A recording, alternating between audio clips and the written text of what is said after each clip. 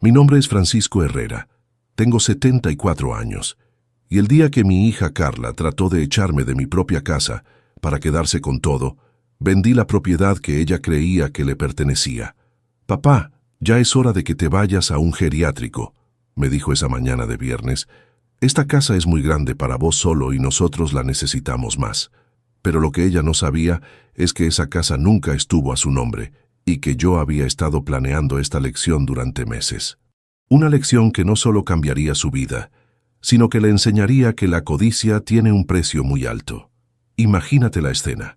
Estoy ahí sentado en la sala de mi casa, la casa que construí con mis propias manos hace 45 años, tomando mi café de la mañana como todos los días, cuando entra mi hija con su marido y me anuncian que ya es hora de que me vaya.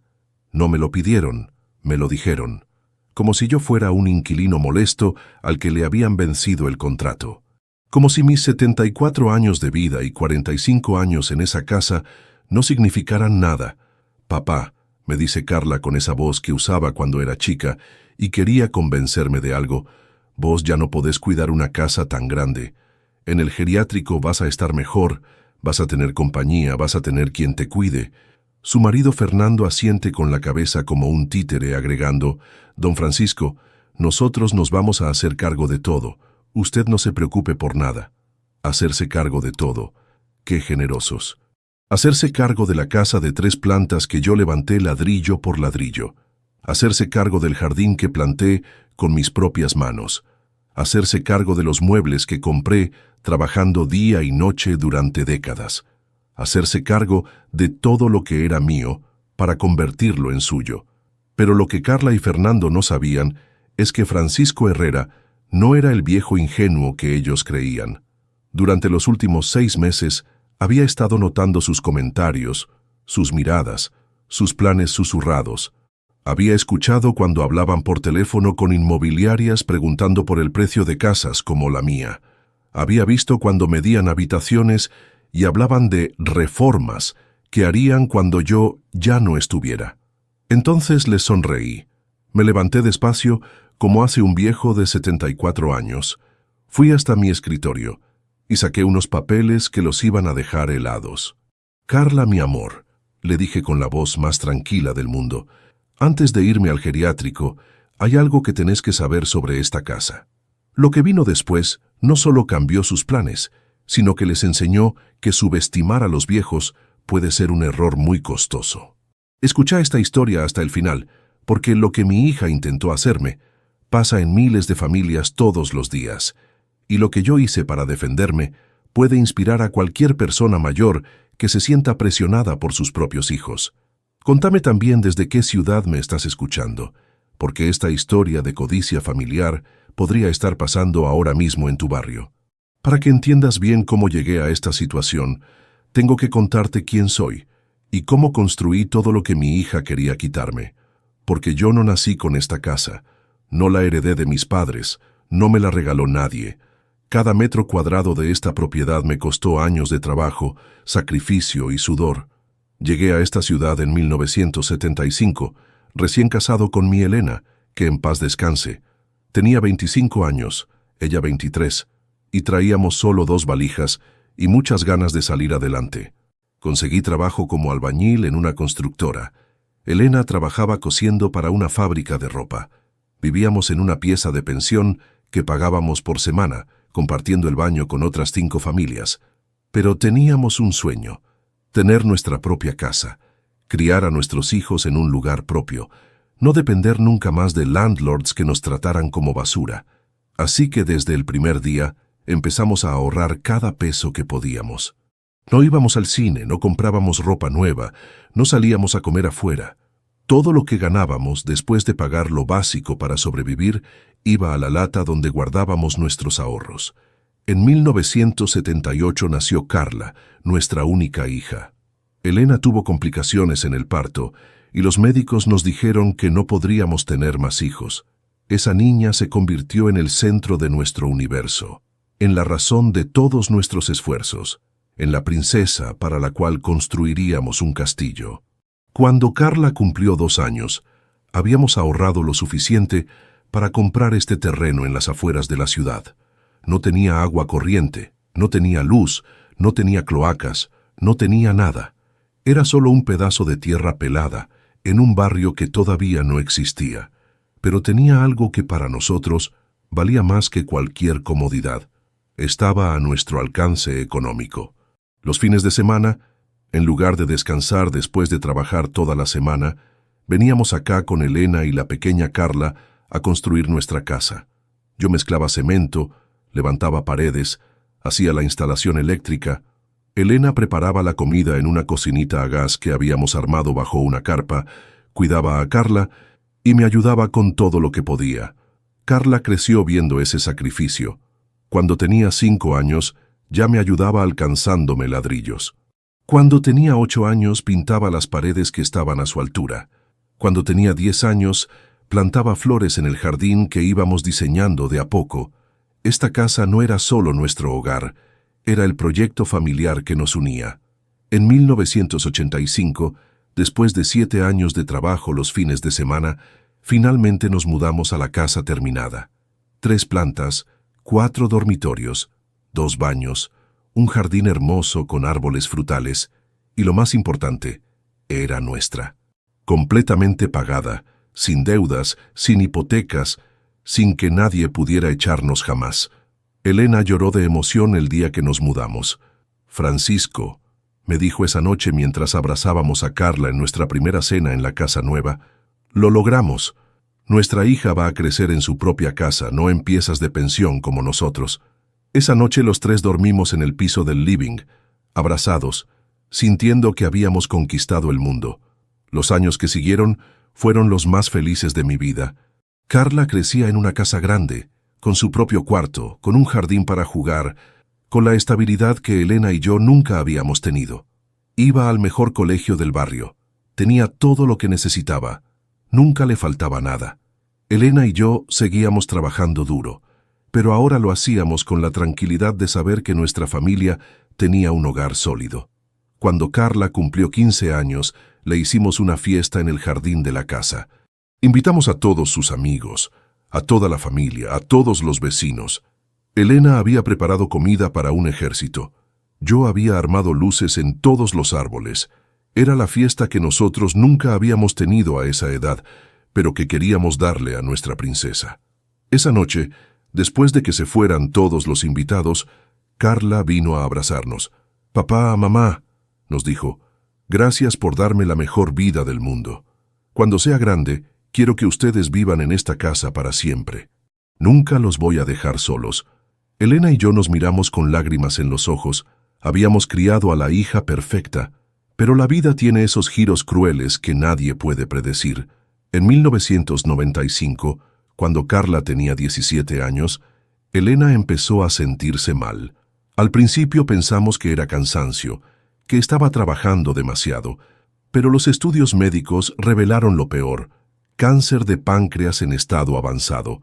Los médicos nos dieron 6 meses de vida. Elena peleó como una guerrera durante 8 meses. Yo dejé mi trabajo para cuidarla a tiempo completo. Carla, que estaba en el último año del secundario, se convirtió en mi asistente, ayudándome a darle los medicamentos, haciéndole compañía cuando yo tenía que salir a hacer trámites o compras. Durante esos meses, Elena me hizo prometer algo que me cambió la vida. «Francisco», me dijo una tarde, mientras la ayudaba a caminar por el jardín que tanto amaba, «cuando yo ya no esté, no dejes que Carla se sacrifique por cuidarte. Asegúrate de que ella tenga su propia vida, su propia familia, sus propios sueños». «Pero amor», le respondí, «esta casa es para ella. Todo lo que hicimos es para ella». «No», me dijo Elena con una firmeza que me sorprendió, «esta casa es para vos también. Vos construiste esta casa para que fuera nuestro hogar, no solo la herencia de Carla. Prométeme que vas a vivir tu vida, que no te vas a convertir en una carga para ella». Elena murió en mayo de 1996, en su cama, en la casa que habíamos construido juntos, rodeada del amor de su familia. Tenía solo 44 años. El dolor de perderla casi me mata. Carla y yo nos sostuvimos mutuamente durante esos primeros meses de duelo, llorando juntos, recordando juntos, tratando de entender cómo seguir viviendo sin ella. Carla se recibió del secundario 2 meses después de la muerte de su madre. En la graduación, cuando le preguntaron qué quería estudiar, dijo: «Voy a estudiar cerca de casa para poder cuidar a mi papá». Recordé la promesa que le había hecho a Elena y le dije: «Mi amor, estudia lo que te haga feliz, donde te haga feliz. Yo me las voy a arreglar solo». Pero Carla insistió. Estudió contabilidad en la universidad local, vivió en casa conmigo durante toda la carrera, se recibió con las mejores notas. En el 2001 se casó con Fernando, un muchacho que parecía bueno, trabajador, respetuoso. Hicimos la fiesta de casamiento en el jardín de la casa, como habría querido Elena. Los primeros años del matrimonio de Carla fueron hermosos. Ella y Fernando se mudaron a un departamento cerca de casa, pero venían a almorzar todos los domingos. Fernando me ayudaba con las tareas pesadas de la casa, con las reparaciones, con el jardín. Carla me llevaba al médico cuando era necesario, me hacía las compras cuando yo estaba cansado. Era la familia perfecta que Elena había soñado. En el 2003 nació mi primer nieto, Sebastián. En el 2005 nació Lucía. Yo me convertí en el abuelo más feliz del mundo. Los chicos pasaban tardes enteras en casa, jugando en el jardín, corriendo por las habitaciones, llenando de vida una casa que se había vuelto demasiado silenciosa después de la muerte de Elena. Pero de a poco empecé a notar cambios en Carla y Fernando. Ya no venían todos los domingos, sino cada 15 días. Después cada mes. Después, solo en ocasiones especiales. Cuando yo preguntaba por qué venían menos, Carla me decía: «Papá, tenemos nuestras propias obligaciones. Los chicos tienen actividades, Fernando tiene que trabajar». También empecé a notar que cuando venían, Fernando siempre encontraba alguna excusa para recorrer la casa. «Don Francisco, ¿vio que este techo tiene manchas de humedad? Don Francisco, estas ventanas habría que cambiarlas. Don Francisco, el jardín está muy crecido. Habría que contratar a alguien para mantenerlo». Al principio pensé que era genuina preocupación por mi bienestar, pero después empecé a darme cuenta de que Fernando no me estaba sugiriendo arreglos para que yo viviera mejor, me estaba sugiriendo arreglos para que la casa valiera más. Como si ya la estuviera tasando, como si ya la estuviera considerando su propiedad. La primera señal de alarma real llegó en el 2010, cuando cumplí 60 años. Carla me había organizado una pequeña celebración en casa. Durante la cena, Fernando me dijo: «Don Francisco, usted nunca pensó en hacer un testamento. Es importante tener todo en orden por si pasa algo». «Fernando», le respondí, «todo lo que tengo va a ser para Carla y los chicos. Eso ya lo sabe toda la familia». «Sí, don Francisco, pero es mejor tenerlo por escrito. Los trámites son más fáciles después». Carla apoyó inmediatamente. «Papá, Fernando tiene razón. Es mejor prevenir». Esa conversación me molestó más de lo que dejé entrever. ¿Por qué tenían tanta prisa en hablar de mi muerte? ¿Por qué les preocupaba tanto el testamento cuando yo estaba perfecto de salud? ¿Por qué Fernando, que no era mi hijo, se metía en mis asuntos financieros? Pero lo que realmente me abrió los ojos fue algo que escuché por casualidad 6 meses después. Había llegado más temprano de lo esperado a casa de Carla para el almorzar del domingo, y los escuché hablando en la cocina. «Fernando», decía Carla, «ya no damos más en este departamento. Los chicos están creciendo. Necesitan más espacio. Tendríamos que mudarnos a una casa».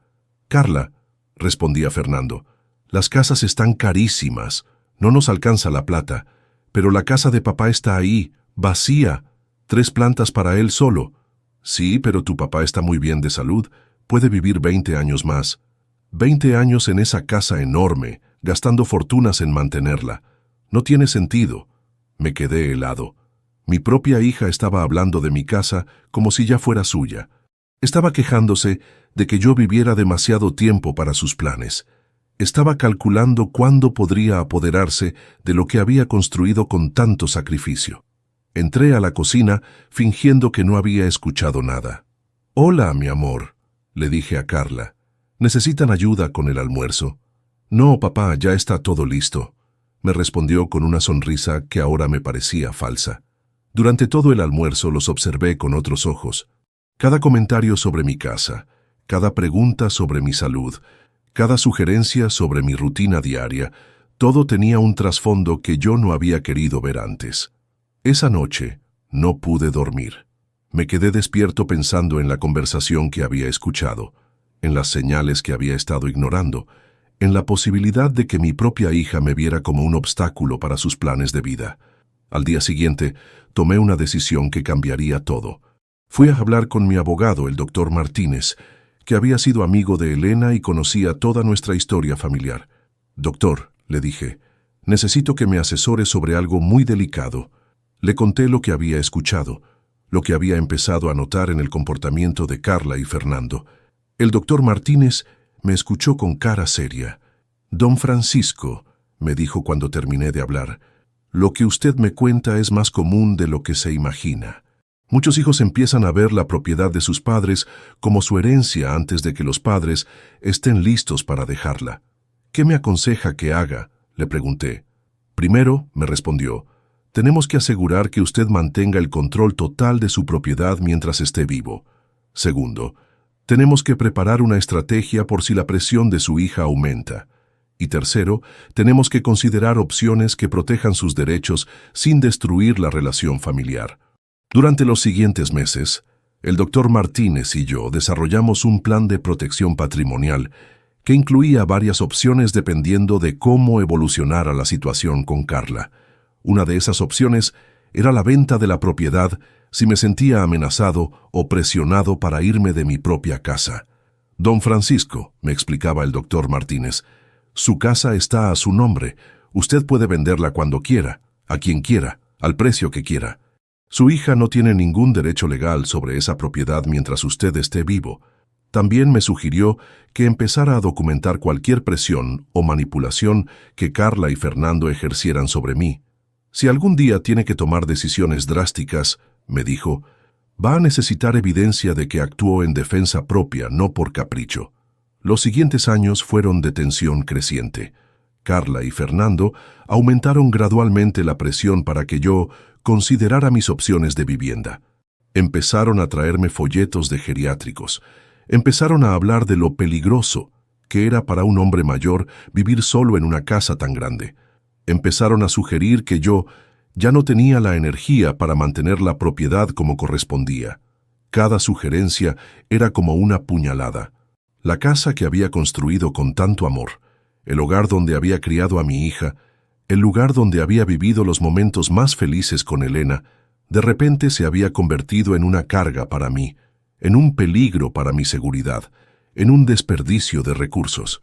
Pero lo que más me dolía era ver cómo los nietos empezaban a ser utilizados como herramientas de manipulación. Sebastián, que ahora tenía 15 años, había empezado a hacer comentarios como: «Abuelo, ¿por qué no te mudas a un lugar más chico? Así papá y mamá se pueden mudar acá y yo puedo tener mi propio cuarto grande». Lucía, de 13 años, era más directa. «Abuelo, mis amigas dicen que esta casa es súper linda. ¿Cuándo se la vas a dejar a papá y mamá?». Era evidente que Carla y Fernando habían estado trabajando en los chicos, llenándoles la cabeza con la idea de que la casa del abuelo les pertenecía por derecho. En 2018, cuando cumplí 68 años, la presión se volvió insostenible. Carla había empezado a venir a casa todos los días, supuestamente para cuidarme, pero en realidad para supervisar todo lo que hacía. Me llevaba los medicamentos contados, me preparaba las comidas, me organizaba la ropa. Era como si hubiera decidido que yo era incapaz de cuidarme solo. Papá me decía todos los días: «Esto no puede seguir así. Vos necesitas que te cuiden las 24 horas. En un geriátrico tendrías enfermeras, actividades, compañía de gente de tu edad». «Carla», le respondía, «yo estoy perfecto. Puedo cuidarme solo. Esta es mi casa y acá me voy a quedar». Pero Carla había desarrollado una respuesta para cada uno de mis argumentos. «Papá, ¿y qué pasa si te caes en el baño? ¿Y si te sentís mal en la madrugada? ¿Y si se meten ladrones? ¿Y si tenés un accidente cocinando?». Cada pregunta estaba diseñada para sembrar miedo, para hacerme sentir vulnerable, para convencerme de que efectivamente era peligroso vivir solo. Fernando había perfeccionado su papel de yerno preocupado. «Don Francisco», me decía con esa voz condescendiente que había empezado a usar, nosotros lo queremos mucho. Por eso nos preocupamos. Usted se merece estar en un lugar donde lo cuiden como se merece.